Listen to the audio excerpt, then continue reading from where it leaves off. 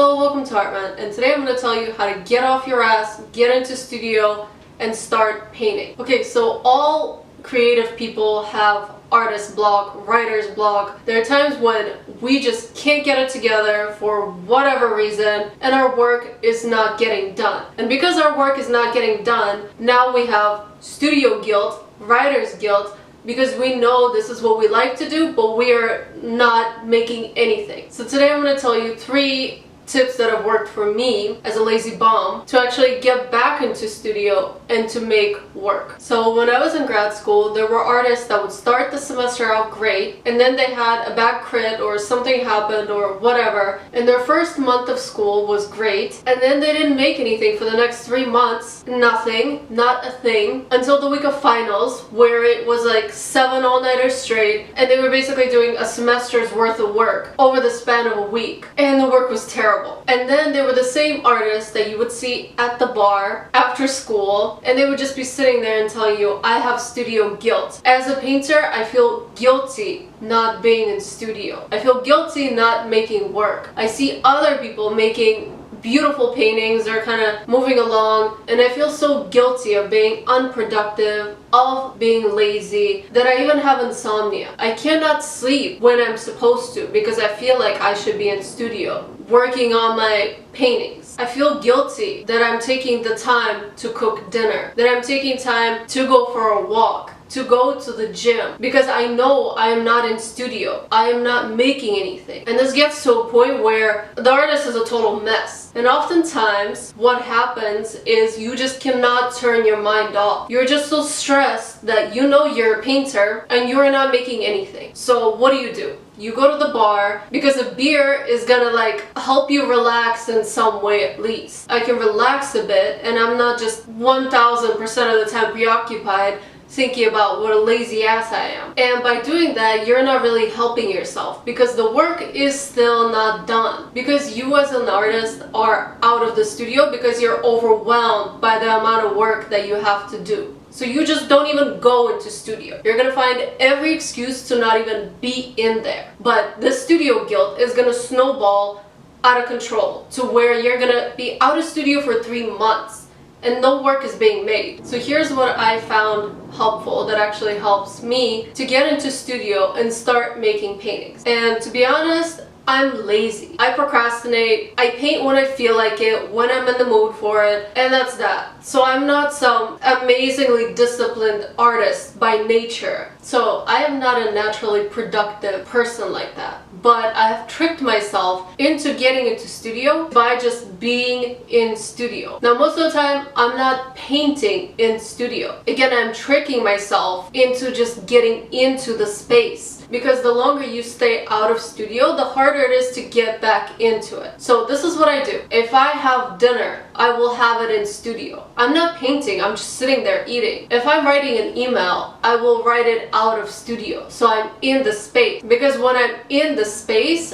I'm surrounded by things I like. I enjoy painting. So it's very easy for me to pick up a brush and start painting after I'm done eating. It's very it's already there. And this is so terrible to say as a comparison, but here it comes. The same way that an alcoholic just does not touch alcohol and just does not go to a party, to a bar, because they're more likely to drink, they just don't put themselves into that situation. So as a painter that's lazy and that's procrastinating, that has studio guilt from not working, I will go and I will put myself into the studio. Because even if I go into studio with a lunch or with my computer to do emails or research, I'm not going to studio with this grand idea of today I'm gonna do a painting and I'm gonna get started and today is the day I feel good. No, I'm going to studio like I'm going into another room. There's no expectation. I am there just to eat pasta and be lazy. So most of the time what ends up happening is I end up painting. And my most productive painting days, a lot of times were not planned. It's just that I was in studio. And day by day I have nothing else to do but to end up painting. So tip number 1, just do stupid stuff that's not painting related inside the studio space. If you're organizing, eating, sweeping, responding to emails, hanging out with friends, whatever, you are in the studio. Even though you didn't paint that day, you were still there. Okay, so tip number 2, and again, that's related to the don't make grand plans for studio day today idea. Start small paintings. Even if you have in mind that you're gonna do a very big painting, do like little detail paintings, like very small stuff you can do in an afternoon, like small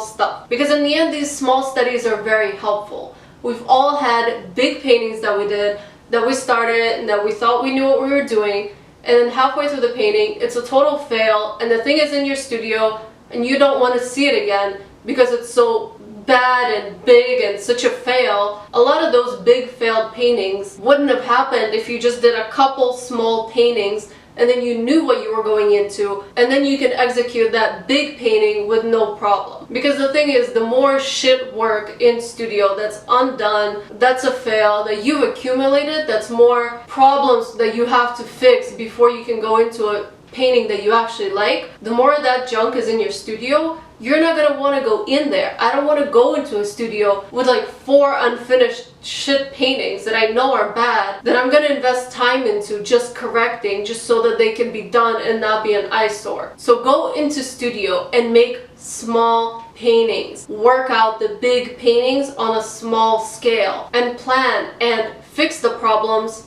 while they're on a small scale before they become huge and overwhelming, because those failed paintings are not going to be luring you into studio to make good work. So practice what you're going to do on a small scale and don't allow big failure paintings to even be in your studio. And the third tip, and this is my favorite, I love to procrastinate. Like, I seriously enjoy the process of procrastination. There's nothing I can do. I like it in some weird way. It's gonna keep happening, whatever, it's here. But the key is I procrastinate productively. And the way that I do that is I have multiple things I'm working on, and I'm productively procrastinating both of those things while I'm in studio. So for example, today I don't feel like painting. Today I feel like editing a video. So I'm gonna edit my video in studio. I'm not going to do it somewhere else because again, we're trying to spend time in studio. So I'm going to productively procrastinate painting while I edit the video in studio. So what's going to happen is I'm going to want to procrastinate editing the video while I'm in studio. And at that point, I'm going to feel like, you know what, I feel like painting now. I don't feel like editing the video right now. I'm going to paint instead. So my whole day is going to be spent me procrastinating doing one thing by doing another. But in the end, both things needed to be done. So I'm being productive. At the end of the day, by 8 p.m., the video is going to be done and the paintings are going to be done, because I procrastinated both at the same time while in studio. And I find this to be so helpful because as someone that's a visual artist, a creator, it's hard to focus on making just one thing all day long. So if you're kind of bouncing between two things in the same space, I find that super helpful. And I get so much done. And in the end, all painters, all draftsmen, all sculptors have studio guilt. It's just part of the profession, but it's how you deal with it and how you manage it that's going to make you so much more productive. And it's just natural. It's part of the profession. Everyone gets it. If you're in this field, you're going to get studio guilt, but it's how you learn to deal with it.